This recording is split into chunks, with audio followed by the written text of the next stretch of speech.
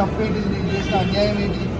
ప్రజల కోసం బరాబర్ ఆ క్వారీలో ఇబ్బంది అవుతుంది, ఇల్లీగల్గా నడుస్తుంది క్వారీ. అది రేవంత్ రెడ్డి బేనామీ, సీతక్క బేనామీ, కడియం శ్రీహరి బేనామీ, ఎమ్మెల్యే నాగరాజ్ బేనామీ. వాళ్ళ బేనామీలకి కొన్ని ఇందులో రాస్తాడు. ఇదేం పద్ధతి అసలు? ఇదేం నాకు నోటీస్ ఇవ్వకుండా మీరు ఎట్లా అరెస్ట్ చేస్తారు? రేవంత్ రెడ్డి చెప్తే మీరు అరెస్ట్ చేస్తారు, రేవంత్ రెడ్డి చెప్తే మీరు అరెస్ట్ చేస్తారా? రేవంత్ రెడ్డి ఇదే కాదు కదా, రేవంత్ రెడ్డి మీ జీతం మీద రేవంత్ రెడ్డి ఇస్తలేదు కదా.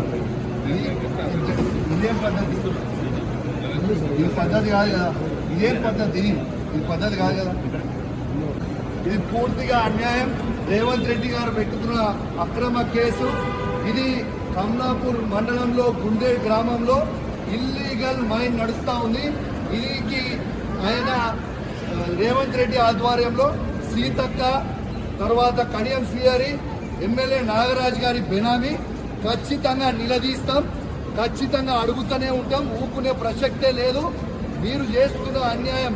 ఇల్లీగల్ మైనింగ్ నడుస్తుంది అక్కడ. కేవలం 2.5 హెక్టర్స్ మాత్రమే ఉంటే ఇలా ఆడ ఇల్లీగల్ మైనింగ్ 20 ఎకరాలలో చేస్తూ ఉన్నారు. గుండేడ్ గ్రామ ప్రజలందరికీ కూడా చాలా ఇబ్బంది అవుతా ఉంది.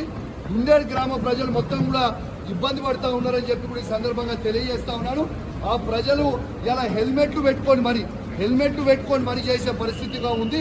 ఇలా ప్రజలందరూ కూడా గమనించాలి.